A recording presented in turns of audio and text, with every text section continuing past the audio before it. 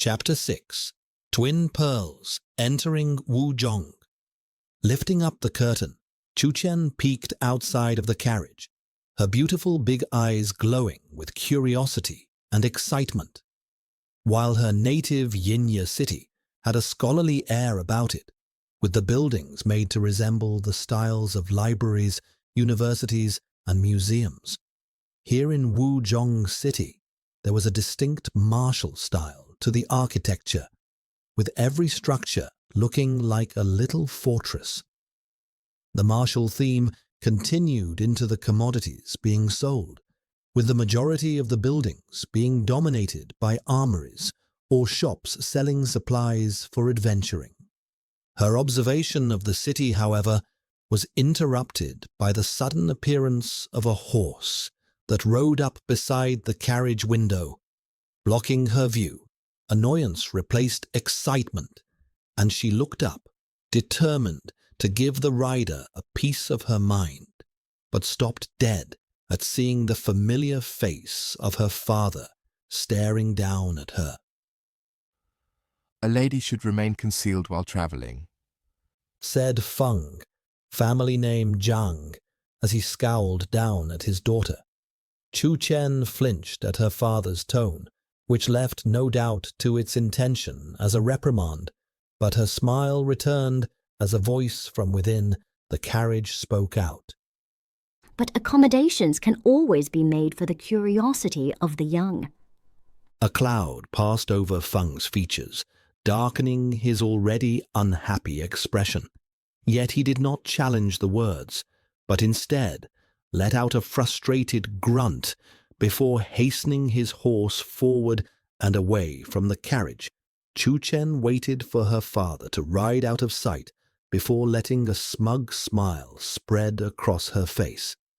Turning around, she silently mouthed "thank you" to her mother, who smiled gently before closing her eyes and resuming her meditation. The carriage came to a stop, and this time, emboldened by her mother's support, Qian stuck her entire head out of the window. Turning to look in the direction of the front of the caravan, Qian saw her father talking to a group of horsemen. There was about a dozen of them, all finely dressed in the colors of Zhong city, and riding magnificent horses that stood as proudly as their riders did. Summoning her powers, Qian enhanced her senses and focused on the front of the group, where two men were conversing with her father. One was well into middle age, with his mustache and beard speckled with grey. The other was in his early 20s, clean-shaven and aristocratically handsome. Both wore the uniform of high-ranking officials, embroidered with the city's coat of arms, depicting an axe splitting a mountain. Straightening his back, Feng waited to be greeted by the men in front of him. The family resemblance between them was obvious, and Feng could tell that they were closely related even without being told. Finally, the older of the two of them rode forward and bowed his head. "Lord Chen. I mean Lord Zhang. Welcome to Zhong City. My name is Ting Pei, family name Ko, and I am governor of this city. Please accept our most sincere hospitality, as humble as it is." A moment of awkward silence followed Ting Pei's words, as Feng creased his brow. The man had initially addressed him as Lord Chen, his premarital family name, a name he had been forced to give up upon marrying his wife. For a man to take up his wife's family name was a great societal insult, and the fact that he had done so was a personal sore spot of Feng's that very few people dared to press. The silence stretched on for an uncomfortable length of time before Feng finally decided to reply. "My thanks, Lord Ko, to your most generous of greetings." Feng's words had been blunt, almost rudely so, and under normal circumstances, Ting Pei would have taken offense to them. Now, however, was not normal circumstances, and the Zhang family were not people he could afford to take offense to. So instead, Ting Pei bowed deeply, as if Feng's words had been the epitome of politeness. Your words are too kind, Lord Zhang. Also, may I introduce my son, Ko Fei. At Ting Pei's words, the young man behind him rode forward and bowed deeply. Lord Zhang, it is an honor to make your acquaintance. Please also accept my humble welcome to you and your family to our fair city, said Fei, in a voice as charming as it was insincere. The three men exchanged a few more polite but pointless words before the Zhang family procession resumed its journey, with the added escort of the Kos and their retinue. As the carriage rumbled forward, Chu Chen retracted her head from the window, but kept the curtain opened and continued her observation. Gradually, the noise of the city receded, and the buildings became sparser but more luxurious, until finally, after about half an hour, they arrived at a beautiful manor house. As the carriage came to a stop, Chu Chen let the curtain drop and began reaching for the door. A stern cough from Qing Yi stopped her dead, and she settled back down into her seat, hands resting demurely on her lap. After a moment, the carriage door was opened from the outside, and a small set of stairs rolled up to the open doorway. Standing at the foot of the stairs was a woman, dressed like a high-ranking servant, and with a matronly air about her. A smile appeared on Chu Chen's lips at seeing Aunt Lin, loyal retainer of her family and Chu Chen's personal chaperone from as far back as she could remember. Taking the hand offered by the older woman, Chu Chen stepped down from the carriage, and when reaching the foot of the stairs, turned around to help her mother descend as well. As the ladies stepped down, Feng appeared, followed by the Ko family. Madam Zhang and Lady Zhang, welcome to Wuzhong City, greeted Ting Pei with a deep, respectful bow, this time without any hint of the subtle insult he had used on Feng.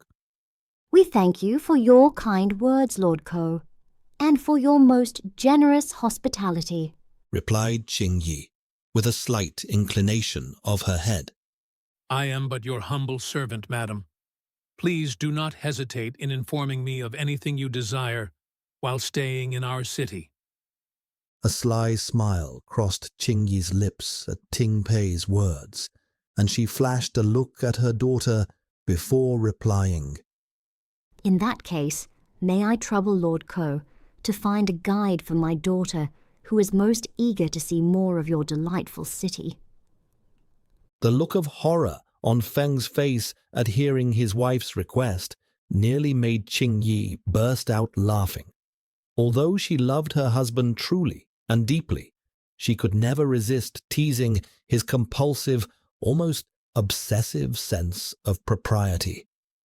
The teasing had only intensified with the arrival of their daughter, who had become Qing Yi's partner in crime from an early age.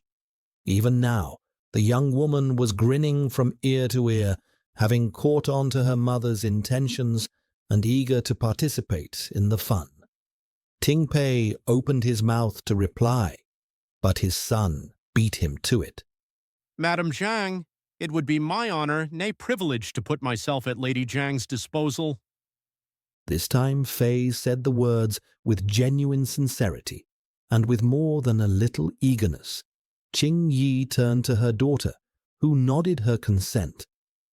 Then let me thank the young lord for his most generous of offers, and apologize in advance for any inconvenience that my daughter may cause you, said Qing Yi on her daughter's behalf. A few more words were exchanged between the two families before Ting Pei turned and invited the Zhangs into the manor. Riding away from the manor, Fei turned and spoke to his father. Well, the twin pearls of Yingye City definitely live up to their names. he said with a lascivious smile, referring to the nickname for Qing Yi and Chu Chen, whom were reputed to be the most beautiful mother-daughter duo in their native city. Best you keep such thoughts to yourself. The Zhong women are not people you can casually toy with, warned Ting Pei. Fei answered with a dismissive snort. Well, it worked for that gold digger Chen Fong, so why shouldn't it work for me? Ting Pei silently thought on his son's words. It was true that Feng's current position was almost entirely due to his marriage, then subsequent adoption into the Zhang family, and Ting Pei himself had subtly mocked the man for his act of social climbing upon meeting him. Would his son be able to pull off the same feat? Fei was certainly handsome enough, even when seen through the paternal gaze of his father, and the young man definitely had the experience to make such an attempt, given his notorious reputation amongst the noble ladies of their city. Slowly, almost hesitantly, Ting Pei nodded his head. Very well. Try your luck with the young lady. Just don't let things get out of hand, because I won't be able to cover it up like I did your other mistakes. Fei's smile took on a predatory glint as he let his imagination ponder on the thought of conquering the prize that was Zhang Chu Chen.